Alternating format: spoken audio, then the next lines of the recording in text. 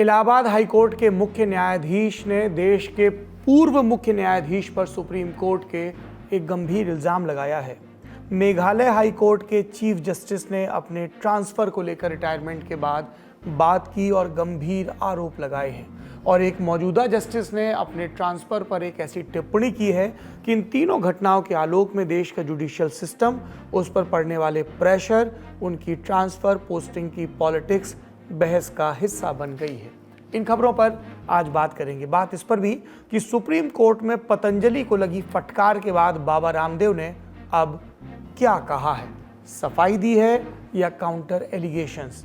बात इस पर भी होगी कि अडानी ग्रुप और ममता बनर्जी सरकार के बीच कौन सी नई अदावत हुई है, जिसमें कुछ कह रहे हैं कि अडानी ग्रुप को 25,000 करोड़ रुपए की चुंगी लगी है। नमस्कार, सौरभ द्विवेदी नाम है हमारा। आप लल्लन टॉप शो देखना शुरू कर चुके हैं, जिनमें इन तीनों खबरों पर विस्तार से बात होगी। इससे पहले कि मैं खबरों का सिलसिला शुरू करूं, आपको बाहें पसार कर दे रहा हूं न्योता। लल्लन टॉप का वार्षिक उत्सव, लल्लन टॉप का एनुअल फंक्शन दिल्ली में हो रहा है। लल्लन टॉप अड्डा 24, 25 और 26 नवंबर को नेशनल स्टेडियम में एंट्री फ्री है। दुनिया जहां की हस्तियां आ रही हैं, जिनको आप पर्दे पर देखते हैं, सुनते हैं, सराहते हैं, अलग अलग फील्ड की, सिनेमा की, स्टैंड अप कॉमेडी की, म्यूजिक की, शिक्षा के जगत की या फिर दूसरी। इसके अलावा आप नेता नगरी को भी लाइव देख सकते हैं, रिकॉर्ड होते हुए। हमसे राजदीप सरदेसाई और राहुल श्रीवास्तव से मुलाकात कर सकते हैं। तो आइए, लल्लन टॉप अड्डे में आपका स्वागत है। एंट्री फ्री है, आपको रजिस्ट्रेशन कराना होगा, जिसकी जानकारी आपको डिस्क्रिप्शन में दिए इस वीडियो के लिंक पर मिल जाएगी। अगर रजिस्ट्रेशन नहीं करा पा रहे हैं तो भी आ जाइए, नेशनल स्टेडियम के दरवाजों पर, गेट पर ही मौके पर आपका रजिस्ट्रेशन हो जाएगा। सूचना समाप्त, उत्सव का इंतजार। और अब खबरों की बारी। प्रधानमंत्री नरेंद्र मोदी के एक बयान की चर्चा करते हैं। इजराइल हमास जंग के बैकड्रॉप में प्रधानमंत्री नरेंद्र मोदी ने आज यानी 22 नवंबर को G20 नेताओं की एक वर्चुअल समिट की सदारत की। कहा, आतंकवाद सभी देशों को अस्वीकार्य है और सिविलियंस की मौत कहीं भी हो निंदनीय है। यानी मोदी हाइफनेशन वाली बात कर रहे हैं, थोड़ा इधर थोड़ा उधर। इजराइल और हमास दोनों की ही कार्रवाइयों की सुध लेते हैं। स्टैंड लेते हुए उन्होंने क्या कहा, सुनिए। आज हमारा एक साथ आना इस बात का प्रतीक है कि हम सभी मुद्दों के प्रति संवेदनशील हैं और इनके समाधान के लिए एक साथ खड़े हैं। हम मानते हैं कि आतंकवाद हम सभी को अस्वीकार्य है। सिविलियंस की मौत कहीं भी हो निंदनीय है। आज हुए हॉस्टेजेस के रिलीज के समाचार का हम स्वागत करते हैं। उम्मीद करते हैं कि सभी हॉस्टेजेस जल्दी रिहा हो जाएंगे। प्रधानमंत्री के बाद अब रुख करते हैं देश के जस्टिस सिस्टम का। बात करेंगे इलाहाबाद हाईकोर्ट के चीफ जस्टिस की, जिसकी कुर्सी पर बैठे थे प्रीतिंकर दिवाकर, क्योंकि 22 नवंबर यानी आज के दिन उनका हाईकोर्ट में आखिरी वर्किंग डे था। प्रीतिंकर दिवाकर का पहले परिचय जान लेते हैं, फिर उनके भाषण पर आएंगे। प्रीतिंकर दिवाकर साल 1961 में पैदा हुए। जबलपुर की दुर्गावती यूनिवर्सिटी से लॉ की पढ़ाई की। 1984 में वकालत शुरू की। कॉन्स्टिट्यूशनल, क्रिमिनल, सिविल हर तरह के मुकदमे लड़े। State bank, bank of Baroda, CBSE जैसी दिग्गज संस्थाओं के स्टैंडिंग काउंसिल रहे, यानी इनके स्थानीय वकील। 1 नवंबर 2000 को मध्य प्रदेश से नया राज्य बना, हटाकर छत्तीसगढ़, और जस्टिस प्रीतिंकर दिवाकर की वकालत की जमीन भी बदल गई। इसके बाद 2005 आते आते वो छत्तीसगढ़ हाईकोर्ट के सीनियर वकील हो गए और 2009 आते आते हो गए छत्तीसगढ़ हाईकोर्ट में परमानेंट जज। फिर कैलेंडर में तारीख लगी 3 अक्टूबर 2018। जस्टिस प्रीतिंकर दिवाकर के पास सुप्रीम कोर्ट से ट्रांसफर का ऑर्डर आया। कहा गया, अब इलाहाबाद हाईकोर्ट जाना है। हाईकोर्ट के जजेस का ट्रांसफर सुप्रीम कोर्ट के चीफ जस्टिस करते हैं। जिस समय प्रीतिंकर दिवाकर के पास ये आदेश आया था, उस समय सुप्रीम कोर्ट में चीफ जस्टिस थे दीपक मिश्रा। उन्होंने पदभार ग्रहण किया। जस्टिस दिवाकर ने 5 साल तक जजों की बेंच का हिस्सा रहे। फरवरी 2023 में उनके पास फिर एक चिट्ठी आई CJI की। अब चीफ जस्टिस ऑफ इंडिया कौन थे? DY चंद्रचूड़। उन्होंने चिट्ठी में कहा, अब आपको इलाहाबाद हाईकोर्ट का चीफ जस्टिस नियुक्त किया जाता है, यानी जस्टिस दिवाकर का प्रमोशन हो गया। तब से लेकर अब तक वो इलाहाबाद हाईकोर्ट की चीफ जस्टिस की कुर्सी पर बैठे हुए थे। अब विवाद की बात। 22 नवंबर रिटायरमेंट की तारीख है। इस दिन अमूमन जज बार काउंसिल, बार एसोसिएशन और सीनियर जजेस को संबोधित करते हैं। कोर्ट में काम करने वाला सीनियर स्टाफ जैसे रजिस्ट्री ऑफिस के लोग भी मौजूद रहते हैं। एक विदाई समारोह होता है।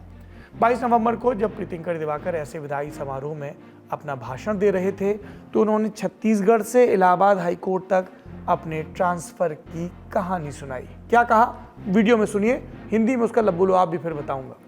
I discharged my duties as a judge in Chhattisgarh High Court till October 2018 to the satisfaction of one and all, and particularly to the satisfaction of my own inner being.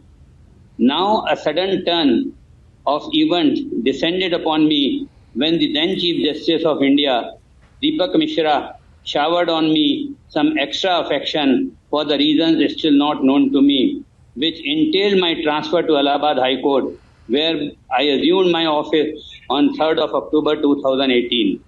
My transfer order seemed to have been issued with an ill intention to harass me. However, as fortune would have it, the bane turned into boon for me because I received immeasurable support and cooperation from my companion judges. 31 मार्च 2009 को मैंने bench join की। अक्टूबर 2018 तक बतौर जज मैंने Chhattisgarh high court में अपनी जिम्मेदारी निभाई। तभी अचानक से कुछ ऐसी घटनाएं हुई जिनके बारे में मुझे मालूम भी नहीं और तत्कालीन चीफ जस्टिस ऑफ इंडिया दीपक मिश्र ने मेरे पर कुछ ज़्यादा ही स्नेह बरसाया और मेरा ट्रांसफ़र इलाहाबाद हाई कोर्ट कर दिया, जहाँ मैंने 3 अक्टूबर 2018 को अपना चार्ज संभाला। आगे उन्होंने कहा कि मुझे लगता है कि ट्रांसफ़र करने का जो आदेश दिया गया वो मुझे प्रताड़ित करने की दुर्भावना के साथ दिया गया था, लेकिन मैं बार के सदस्यों और अपने साथी जजों के प्रति शुक्रगुजार हूं कि उन्होंने मेरा साथ दिया।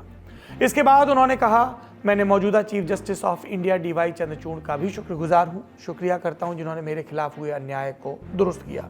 देखिए, ये इस देश की सबसे बड़ी हाईकोर्ट का चीफ जस्टिस कह रहा है कि उसके साथ अन्याय हुआ है। न्याय का अधिकारी कह रहा है। और किसने अन्याय किया उनके हिसाब से? जो चीफ जस्टिस ऑफ इंडिया थे देश के, उन्होंने।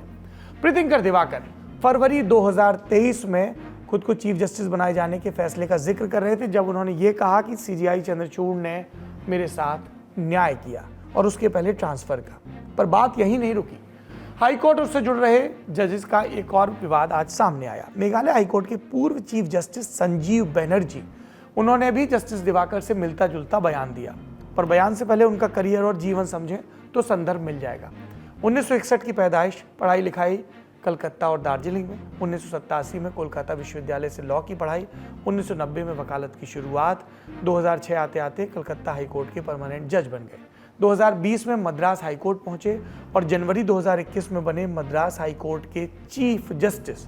संभव था कुछ साल बाद यहीं से रिटायर होते, लेकिन 11 महीने के अंदर ही उनके पास एक और आदेश आ गया। नवंबर 2021 को उन्हें मद्रास हाईकोर्ट से हटाकर भेज दिया गया मेघालय हाईकोर्ट में। तमिलनाडु का आकार देखिए, मेघालय का आकार देखिए, उसके बाद आपको इस फैसले की इंटेंसिटी समझ में आ जाएगी। उन्हें बना दिया गया मेघालय हाईकोर्ट का चीफ जस्टिस और वहीं से वो 1 नवंबर 2023 को हुए रिटायर।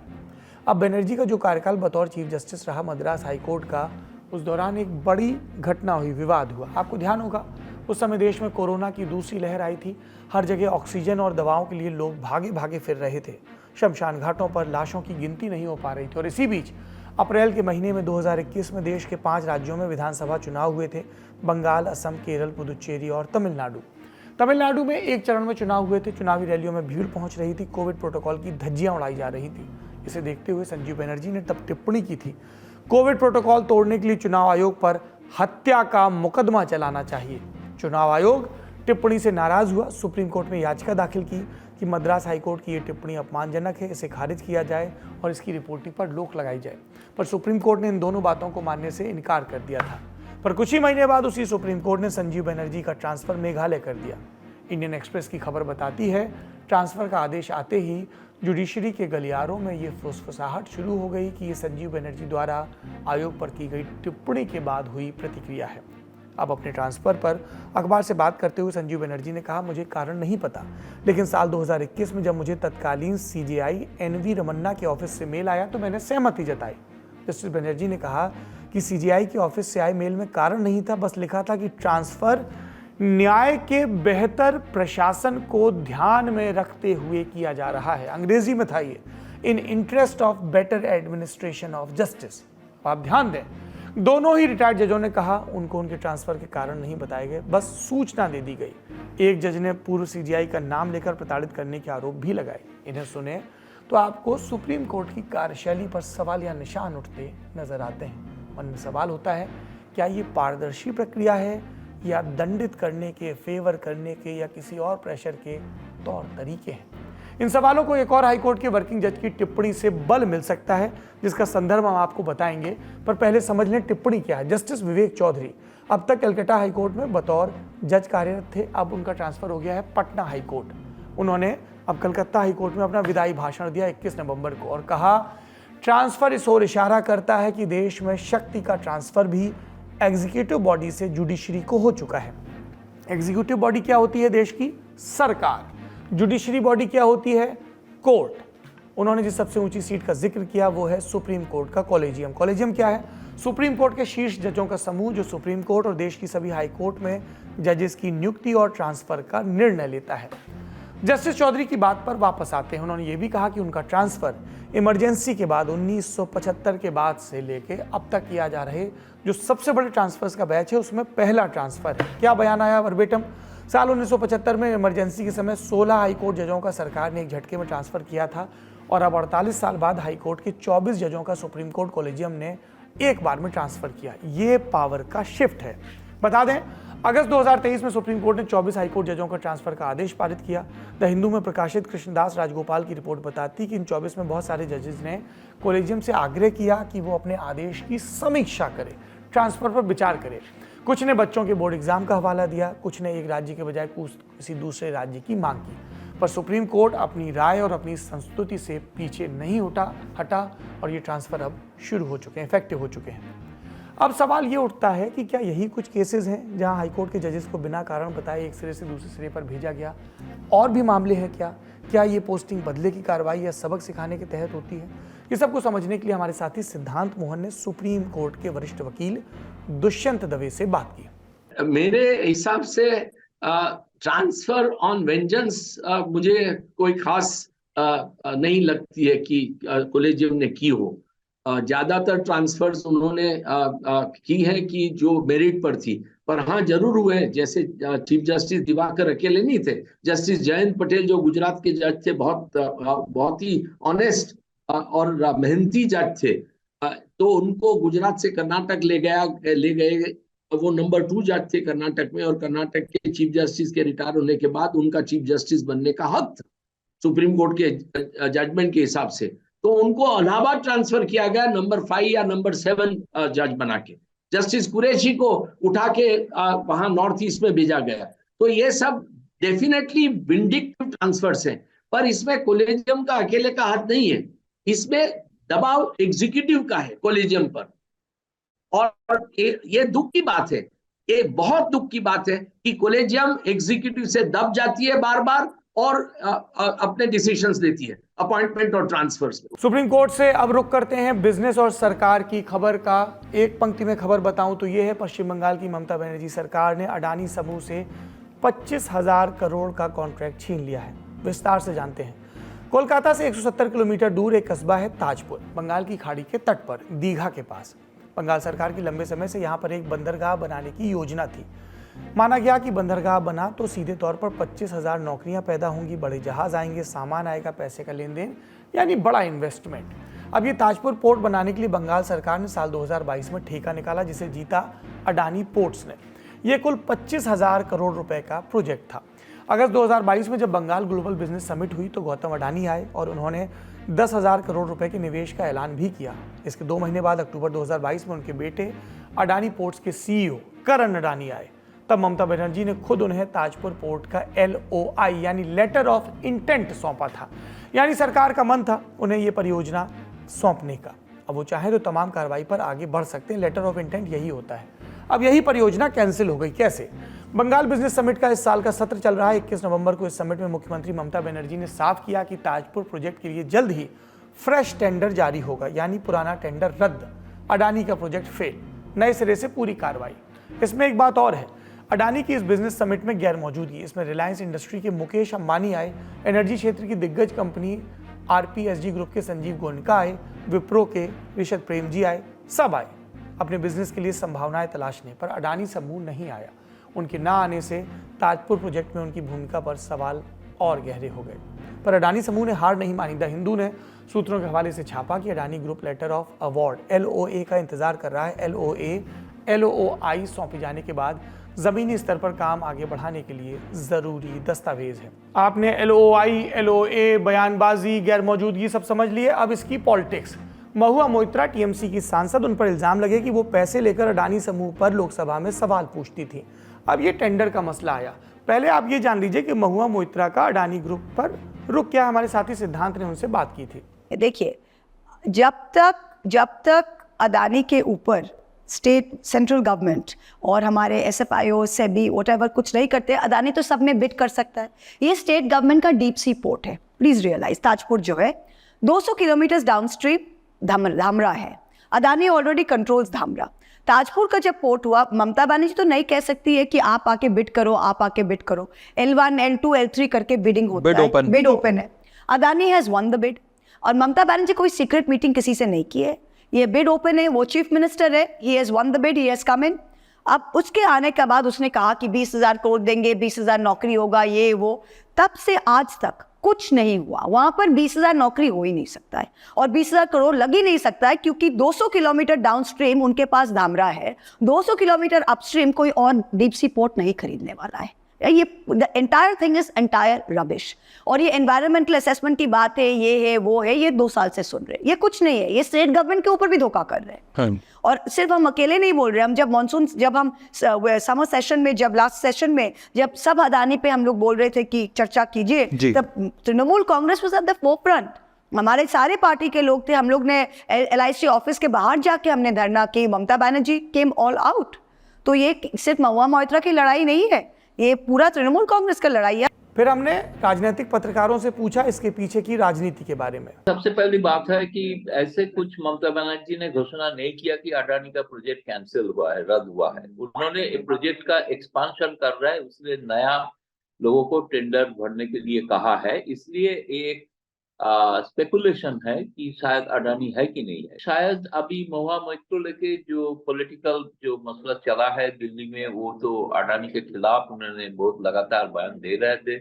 हो सकता है कि अडानी ग्रुप इससे नाराज हो, लेकिन उनके तरफ से कहा नहीं गया। कुछ दिन पहले तो आपको पता ही होगा कि बंगाल में टाटा जब चले गए थे, अभी वेस्ट बंगाल गवर्नमेंट से उन्होंने उसका मुआवजा भी मांगा है। तो अडानी अगर कैंसिल करेंगे, अगर ममता की तरफ से कैंसिल हुआ, तो महुआ मोइत्रा को पॉलिटिकल इंपॉर्टेंस भी ममता ने बढ़ा दिया। उसका डिस्ट्रिक्ट जो कमेटी है उनका प्रेसिडेंट भी बना दिया। तो ममता बनर्जी महुआ को कोई दरकिनार नहीं किया, उसका इंपॉर्टेंस दे रहा है। तो इसके लिए अडानी के साथ रिश्ता में कुछ गलत, कुछ माने आप बोल सकते हैं कि कुछ हो सकता है, लेकिन इन्वेस्टमेंट देखिए, पॉलिटिक्स मुझे लग रहा है अलग अलग चीज है।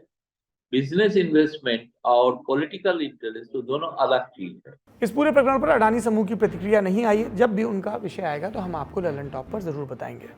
तीसरी खबर पतंजलि आयुर्वेद से जुड़ी है। रामदेव और बालकृष्ण के बिजनेस वेंचर को सुप्रीम कोर्ट से बड़ा झटका लगा। बीते कुछ दिनों से सुप्रीम कोर्ट की जस्टिस एहसानुद्दीन अमानुल्लाह और जस्टिस प्रशांत कुमार मिश्र की बेंच इंडियन मेडिकल एसोसिएशन यानी IMA की एक याचिका पर सुनवाई कर रही है। IMA ने अपनी याचिका में आरोप लगाया कि पतंजलि और रामदेव ने मॉडर्न मेडिसिन प्रैक्टिसेस के खिलाफ कैंपेन चलाया। अब 21 नवंबर को जब सुनवाई हुई तो बेंच ने पतंजलि आयुर्वेद को पैरों के नीचे से जमीन खींचने वाला आदेश दिया। बेंच ने कहा वो मॉडर्न मेडिसिन यानी आसान भाषा में एलोपैथी के खिलाफ भ्रामक दावे न छापें। बेंच ने यह भी कहा अगर कोई गलत दावा करता है कि उनकी अमुक दवा अमुक बीमारी को ठीक करती है तो उनके ऐसे हर एक प्रोडक्ट पर 1 करोड़ रुपए का जुर्माना भी लगाया जाएगा। यानी तेल का गलत प्रचार किया तो 1 करोड़, मंजन का गलत प्रचार किया तो उस पर भी 1 करोड़। जब कोर्ट ने यह आदेश दिया तो पतंजलि के वकील ने कोर्ट को भरोसा दिलाया कि वो आगे कभी ऐसा विज्ञापन नहीं छापेंगे और न ही मीडिया में गैर जिम्मेदाराना बयान देंगे। कोर्ट ने पतंजलि का ये बयान अपने संज्ञान में लिया, लेकिन ठीक अगले दिन यानी 22 नवंबर को पतंजलि आयुर्वेद के सह संस्थापक और प्रमोटर बाबा रामदेव ने दोपहर 3 बजे एक पत्रकार वार्ता को संबोधित किया, अपनी कंपनी और कैंपेन को डिफेंड किया और कहा कि वो झूठा प्रचार नहीं कर रहे। उन्होंने अपने तरीकों से बहुत सारे लोगों को ठीक किया। साथ ही आरोप लगाए डॉक्टरों पर कि वो दुष्प्रचार कर रहे हैं। झूठा प्रोपेगेंडा प्रचार हम नहीं कर रहे। डॉक्टरों के एक ऐसे गिरोह ने, एक ऐसे गैंग ने, एक ऐसी संस्था बना रखी है वो प्रोपेगेंडा करते रहते हैं योग के खिलाफ, आयुर्वेद के खिलाफ, नेचुरोपैथी के खिलाफ, अपने सनातन सांस्कृतिक मूल्यों के खिलाफ झूठे प्रोपेगेंडा कर रहे हैं। उनके ऊपर दंड लगाओ, उनके ऊपर जुर्माना लगाओ। मैं इस बात को क्यों कह रहा हूं, क्योंकि ये पिछले 5 वर्षों से बहुत खतरनाक प्रोपेगेंडा चल रहा है। स्वामी रामदेव को, पतंजलि को टारगेट करके योग, आयुर्वेद, नेचुरोपैथी और महर्षि चरक, शिष्य, धन्वंतरि आदि ऋषियों के करोड़ों वर्ष पुरानी ज्ञान परंपरा को झुठलाने के लिए कि आयुर्वेद में कुछ नहीं रखा।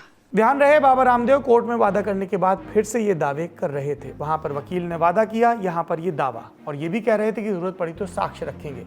उम्मीद करता हूं कि ये साक्ष्य सुप्रीम कोर्ट में भी रखे जाएंगे, जहां पर IMA के मुकदमे पर बहस चल रही है। बाकी साक्ष्य की जरूरत इसलिए है सबके प्रति सम्मान के साथ, जो भी देश को निरोगी बना रहे हैं, क्योंकि वैज्ञानिक चेतना, तथ्य आधारित चेतना बहुत जरूरी है।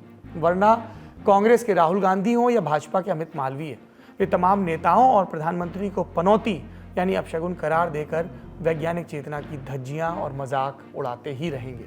आज के बुलेटिन में खबरें इतनी ही। आखिरी में उम्मीद की बात। राष्ट्रपति द्रौपदी मुर्मू के गृह जनपद में मौजूद एक स्टेशन को 91 साल में पहली बार एक्सप्रेस ट्रेन मिली। राष्ट्रपति मुर्मू ओडिशा के मयूरभंज जनपद के रायरंगपुर की रहने वाली हैं। नई ट्रेनें बादाम पहाड़ रेलवे स्टेशन से शुरू की गई हैं, जो उनके घर रायरंगपुर से होकर गुजरेंगी। 21 नवंबर को राष्ट्रपति ने खुद अपने घर से गुजरने वाली ट्रेनों को हरी झंडी दिखाई। इससे पहले उनके घर से कोई भी एक्सप्रेस या मेल नहीं गुजरती थी तो एक पैसेंजर ट्रेन। पहला मौका है कई उस इलाके के लोगों के लिए उम्मीद भरा मौका। आज का शो यहीं पर समाप्त होता है, लेकिन लल्लन टॉप अड्डे का हमारा न्योता मत भूलिएगा। 24, 25 और 26 नवंबर को दिल्ली के नेशनल स्टेडियम में अड्डा जमेगा। तमाम हस्तियां आएंगी जिनसे आप संवाद करने का मौका पा सकते हैं, और पूरी लल्लन टॉप की टीम तो अपने इस वार्षिक उत्सव में आपके स्वागत, आपसे संवाद, आपसे मिलने के लिए तत्पर बैठी है। तो उठाओ झोरी झंडा और चले आओ 24, 25 और 26 नवंबर को दिल्ली के नेशनल स्टेडियम में। रजिस्ट्रेशन के लिए आपको डिस्क्रिप्शन में दिए लिंक पर क्लिक करना पड़ेगा। अगर रजिस्ट्रेशन नहीं करा पा रहे हैं तो सीधे मौके पर आएं, गेट पर भी एक वैलिड ID प्रूफ के साथ रजिस्ट्रेशन हो सकता है। अपना और अपनों का ख्याल रखिए। शुभ रात्रि। जिंदगी 365 दिन बहुत बिजी रहने वाली है, लेकिन लल्लन टॉप अड्डा सिर्फ 3 दिन रहने वाला है। 24, 25 और 26 नवंबर 2023 पहुंचिए दिल्ली के मेजर ध्यानचंद नेशनल स्टेडियम में। एंट्री फ्री है। सिर्फ आपको लल्लन टॉप की ऐप या वेबसाइट पर एक बैनर पर क्लिक करके रजिस्ट्रेशन कराना होगा।